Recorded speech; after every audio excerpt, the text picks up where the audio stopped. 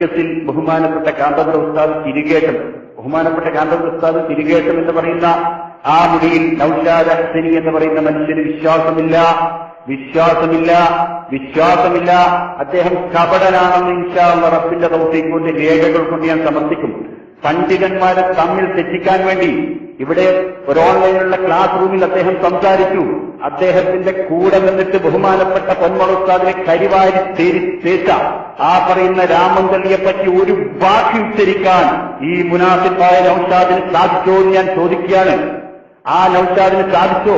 ബഹുമാനപ്പെട്ട പണ്ഡിതന്മാരെ തെറ്റിക്കാൻ വേണ്ടി ഒരു ഉളുപ്പുമില്ലാതെ എന്റെ കയ്യിൽ നിന്ന് രേഖകൾ കൊണ്ടുപോയെന്നും ആ രേഖകളൊക്കെ പണ്ഡിതന്മാർക്കെതിരെ ഈ സാധുവായ ഞാനിപ്പോ നിഫാക്കുള്ള മനുഷ്യനാണല്ലേ നൗഷാദേ, ഇറങ്ങിക്കോ മോനെ, ഇത് കായക്കൊടി ഇരുത്താൻ പറ്റിയേക്കാം. പക്ഷേ അള്ളാന്റെ ദീന് വെച്ചിട്ട് നീയൊക്കെ വിറ്റുകെട്ട് കളിക്കുന്ന കളിയുണ്ടല്ലോ, നടക്കൂലനി. കാരണം ഈ നൗഷാദ് എന്ന് പറയുന്ന മനുഷ്യൻ അദ്ദേഹം ചെയ്ത വഞ്ചന അത് നമ്മുടെ ഒരു വിഭാഗം പണ്ഡിതന്മാര് തിരിച്ചറിഞ്ഞിട്ടുണ്ട്. അള്ളാഹുവിന്റെ മഹത്തായ അനുഗ്രഹം കൊണ്ട് അത് തിരിച്ചറിഞ്ഞിട്ടുണ്ട്. നിങ്ങൾ അറിയണം, ഈ മനുഷ്യൻ പറഞ്ഞു, ഒറ്റ വാക്യം പറയാൻ, ഇയാളെ കാപട്ടത്തിന്റെ വാക്ക്.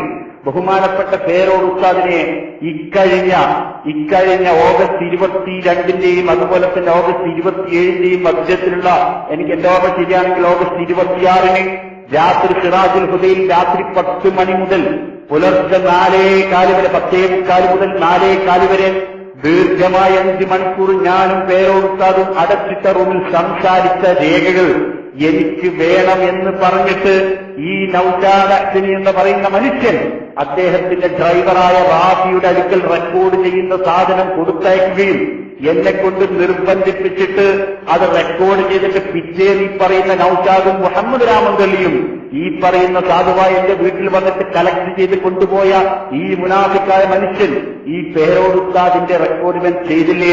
മരിക്കണ്ടേ നൗഷാദേ, നിനക്കൊക്കെ മരിക്കണ്ടേ, ഖബറിലേക്ക് പോകണ്ടേ നൗഷാദേ? ഇത് പറയുന്നത് ജിഷാൻ കളവാണെങ്കിൽ ഏതായാലും ഇൻഷാ അല്ലാഹ് ഈ പറയുന്ന നൗഷാദിന് അള്ളാഹുവിന്റെ ഖുർആനിൽ വിശ്വാസമില്ല എന്ന് എനിക്ക് ഉറപ്പാണ്. അതുകൊണ്ട് ഞാൻ പറയുന്ന കളവാണെന്ന് നൗഷാദ് പറയും, നൗഷാദ് പറയുന്ന കളവാണെന്ന് ഞാനും പറയും. ഞാൻ തയ്യാറാണ് ഒരു പോളിഗ്രാഫ് ടെസ്റ്റിന്, ഒരു കളവ് പരിശോധന ടെസ്റ്റിന് ഈ പറയുന്ന നൗഷാദും മുഹമ്മദ് രാമന്തള്ളിയും തയ്യാറുണ്ടെങ്കിൽ ആൺകുട്ടികളാണെങ്കിൽ പുറത്തുക. ഈ രേഖകൾ മുഴുവനും SK കൈമാറിയത് മുഹമ്മദ് രാമന്തള്ളി എന്ന് പറയുന്ന വഞ്ചകൻ ഈ പറയുന്ന നൗഷാദിന്റെ സമ്മതത്തോടുകൂടിയാണെന്ന് റബ്ബിന്റെ തൗഫീഖ് കൊണ്ട് ഞാൻ തെളിയിക്കും. തയ്യാറുണ്ടെങ്കിൽ നൗഷാദ് ഒരുങ്ങിക്കോ. അതുകൊണ്ട് ശാസ്ത്രീയപരമായ ടെസ്റ്റുകൾക്ക് തയ്യാറുണ്ടോ? വേറെ സാക്ഷികളൊന്നുമില്ലല്ലോ, അള്ളാഹ് നിങ്ങൾക്ക് വിശ്വാസമില്ല. കാരണം ഈ പറയുന്ന നൗഷാദിന്റെ ഡ്രൈവറെ വിട്ടിട്ട് റെക്കോർഡർ എന്റെ കയ്യിൽ എത്തിച്ചിട്ട് ഇത് ബഹുമാനപ്പെട്ട പേരോട് ഉസ്താദിന്റെ സംസാരം നീ ചോർത്തണമെന്ന് പറഞ്ഞിട്ട് എന്നെ നിർബന്ധിപ്പിച്ച് റെക്കോർഡ് ചെയ്യിപ്പിച്ചിട്ട് ഈ വഞ്ചകനായ മനുഷ്യൻ ഇപ്പൊ പറയുന്നു പേരോട് ഉസ്താദിന്റെ അടക്കോ റെക്കോർഡ് ചെയ്തു. പിന്നെ അവന്റെ കഥ എന്താണ്? ഉളുപ്പുണ്ടോ മനുഷ്യ?